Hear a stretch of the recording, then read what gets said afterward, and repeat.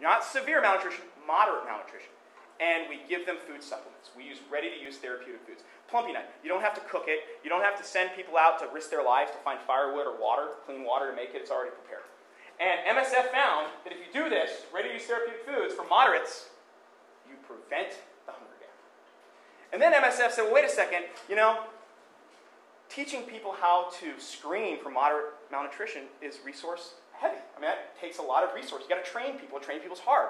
What happens is you just go out and you know where it's going to happen, you know when it's going to happen, and you find all kids between the ages of 6 and 36 months, right, because they stop breastfeeding about 6 and give them ready-to-use therapeutic foods. What happens? You prevent hunger.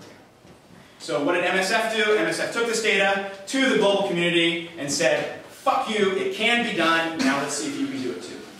And MSF has those French origins. It can be very in your face sometimes, which is a blessing and a curse. But this was something that really challenged the global community, and the global community, wonderfully, is starting to step up. And we're starting to see a huge paradigm shift in the treatment of severe malnutrition. And again, and nice fat kid, love it.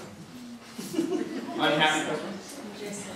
Okay, so Plumpy Nut is made by Nutriset in France. We're starting to see generics being made.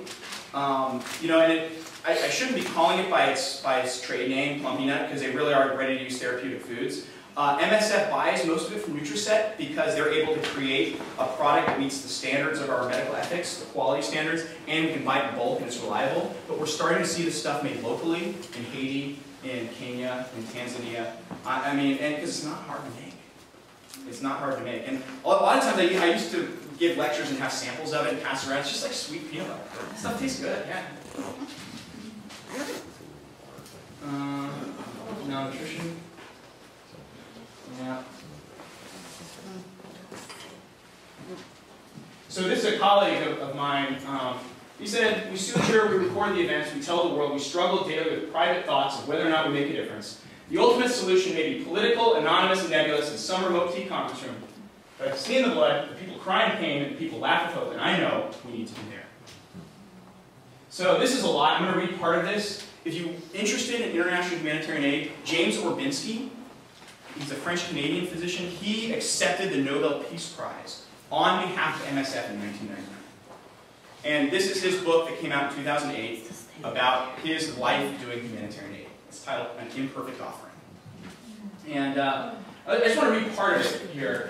And he said, in our choice to be with those who suffer, compassion leads not simply to pity, but to solidarity. Through pity, we respond to the other as a kind of object, and can assume a kind of political stance on the cause of and the conditions that create such suffering, as though these lie somehow outside the responsibility of politics, and as though charity and philanthropy are adequate responses.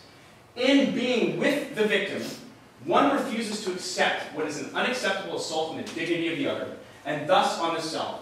Humanitarianism involves an insistence that the international humanitarian law be applied and a call to others to act as citizens to demand that governments respect basic human dignity. Solidarity implies a willingness to confront the causes and conditions of suffering that persist in destroying dignity and to demand a minimum respect for human life. Solidarity also means recognizing the dignity and autonomy of others and asserting the right of others to make choices about their own destiny.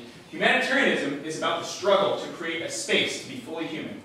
Simone Weil, in her commentary on Homer's Iliad, a commentary written in the summer of 1940, after the fall of France to the Nazis, remarked that a trembling marks those who now feel nothingness in their own presence. It is a trembling, a quivering of those who are reduced to a bare life that is no longer inherently sacred. It is into this silent place that the humanitarian acts. And in speaking from this place, the voice of outrage is raised. It is a voice that bears witness to the plight of the victim, and one that demands for the victim both assistance and protection, so that the silence does not go unheard. Speaking is the first political act. It is the first act of liberty, and it always implicitly involves another. In speaking, one recognizes, I am not alone. And for those of us that, I know some of my colleagues, I help run a homeless organization where we go out and do street medicine, and we take care of homeless people in the parks where they're at. Same holds true locally. Humanitarianism does not involve going to far-off lands. So final thought, service opportunities in environments of great poverty and challenge, both domestically, here in Pershing Park as well as in Africa, will be available for you for the duration duration of your education and career, the only barriers preventing you from participating are the ones you build yourself.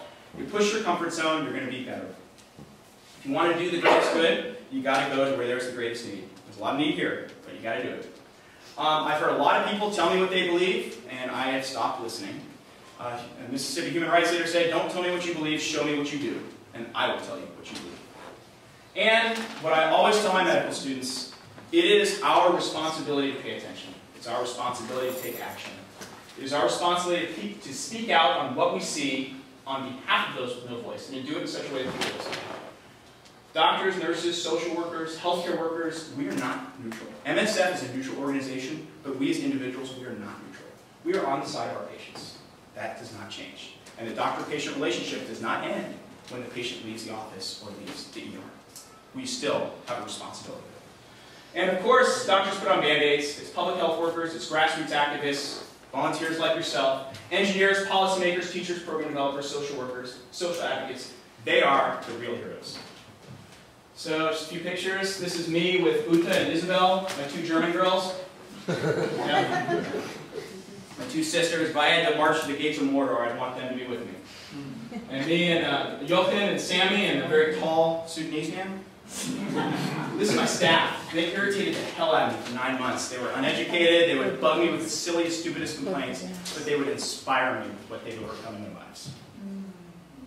Tom taught me you gotta make a song about it. You're not gonna do anything unless you learn how to make a song about it. Stephen Quell, one of my close friends. And I love philosophy, so Ernest. Nonetheless, he knew that the tale he could tell could not be one of final victory. It could be only the record of what had to be done again in the never-ending fight against terror and its relentless onslaughts, despite their personal afflictions, by all who, while unable to be saints, but refusing to bow down to pestilences, strive their utmost to be healers. Thank you so much.